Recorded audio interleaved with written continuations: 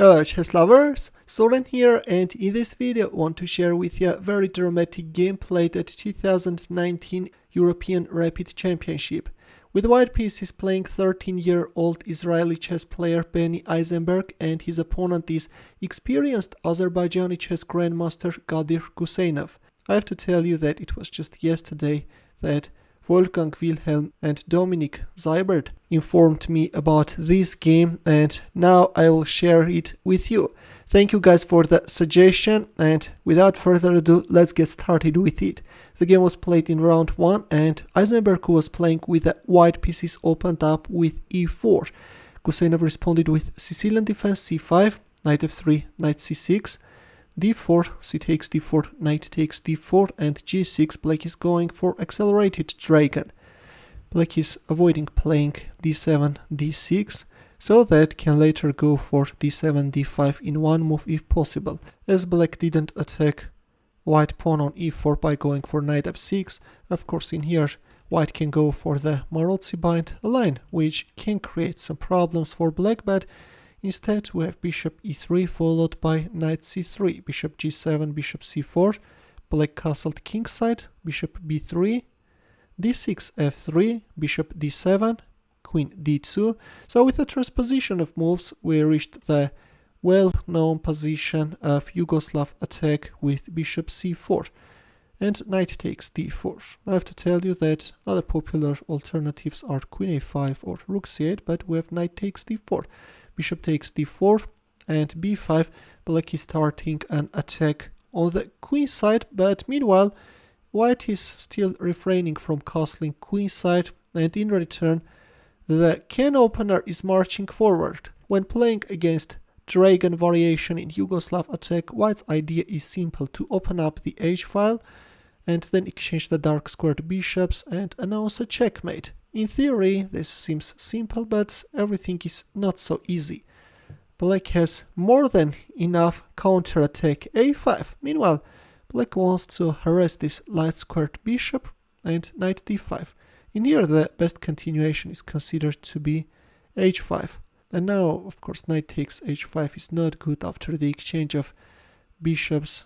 White can go for g4 and black is in trouble. That's why black should play a4.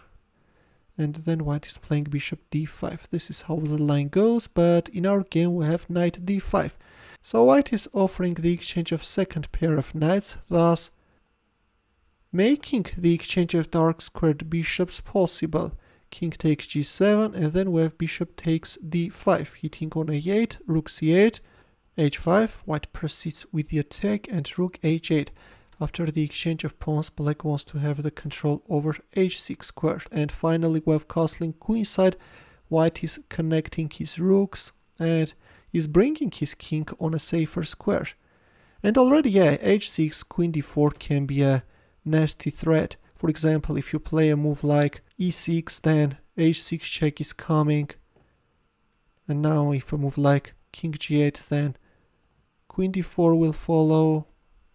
Yeah, it's not good. If rook g8, then bishop b7, and then the pawn on d6 drops. That's why in our game, after castling queenside, we have queen b6.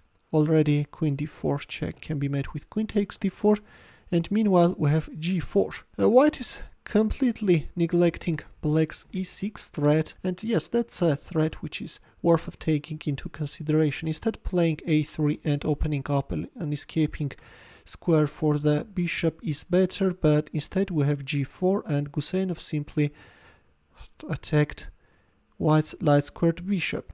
h6 check, king f8, bishop b7, so white is giving up his light squared bishop in the cost of winning this pawn, but actually there is not much compensation. Yeah, that g4 was not good. Well, at this point, if you move it back, then a4 they will follow. That's why in our game we have bishop b7, queen takes b7, queen takes d6 check, king e8, black king sticks to this bishop, and queen d4 attacking the rook, rook g8, rook d2. Now white wants to form a battery, and Rook c7. This is a cautious move with which it may seem that black is strengthening his position, his 7th rank, but this is a total blunder and is losing. Instead, it was better to play bishop c6 and try to somehow consolidate the position. But in our game we have Rook c7, which steps into a marvelous combination. As we have reached the critical position, please pause the video and try to find white's next move. Ready?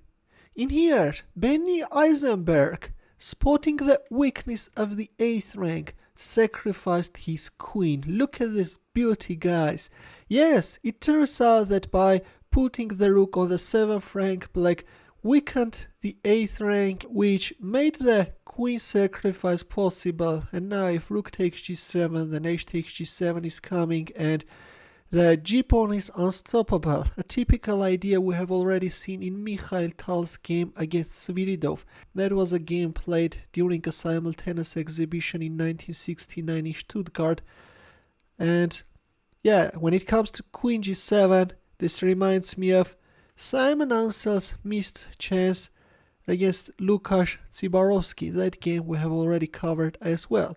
So queen g7 was played in our game, and all black could do was to move away his rook. The chicken rook is escaping, meanwhile white is munching black's h-pawn, thus getting a powerful passed pawn. King e7, queen g7, queen c8 and g5. Yes, white wants to play queen f6 check, corner black king, cut the communication between black rook and queen and make use of his h-pawn.